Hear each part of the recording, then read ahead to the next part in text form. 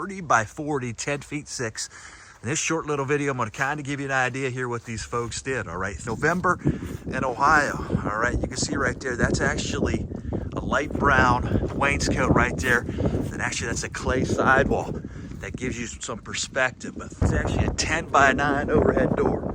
So a little bit muddy site, little rainy, little first snow actually today, guys. All right, 30 by 40, 10 feet 6 inches. But this gives you a little bit better idea. Look at that roof right there, 29 gauge. All right, so we got a wainscot 3-foot section, 10 feet 6 inches at the peak. All right, so we got a clay sidewall. Kind of get an idea. So we're matching the wainscot right there. Again, that's a light brown. So let's go inside here. Let's check this one out as far as how we put this together. All right, you can see here that actually we did 6 by 6s on the corner.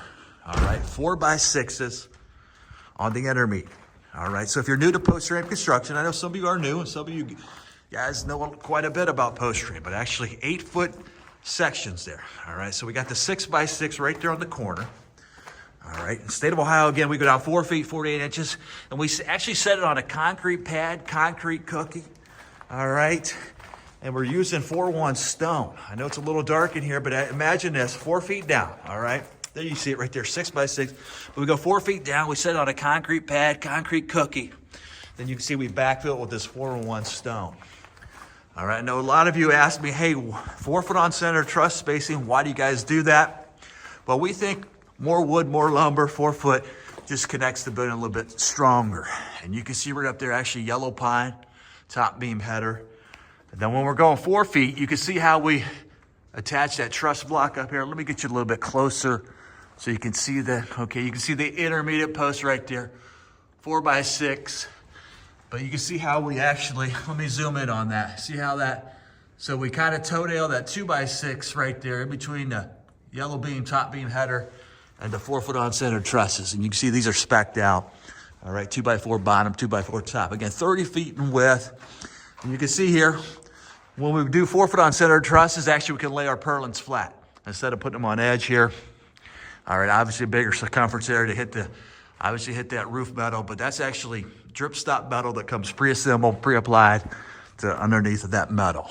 All right, and actually this is not too far, actually in between Toledo in Marion, Ohio, if you guys are familiar with this part of the state, but actually a lot of wind comes down. All right, so windy area up here. All right, so we got the H1 hurricane ties here on that top beam header. But there you see it actually drip stop metal, comes pre-assembled, pre-applied to the underneath of that metal. All right, and that 10 by 9 overhead door on this one. All right, again, this is ground contact. All right, 0.60, your baseboard treated lumber.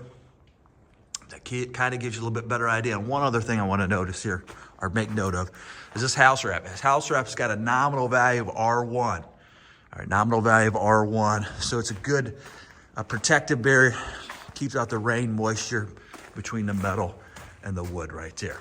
And then this is also set up, you probably can see, if you follow the channel long enough, 3-ply, 4-plies, 4 by 6, 6 by 6, it just depends. But you can see how this is lined up here. Look at that 4 by 6. And look at the 2 by 6 SPF. You see that? So if he ever wants to come in, put sidewall insulation, he's not going to do it right now. But if the budget allows, he can come back and see how that's applicable to put in sidewall insulation. So let me know here in the comments, guys. 30 by 40, 10 feet 6 inches eave height with drip stop metal. All right, let me know in the comments. Keep it down in right here.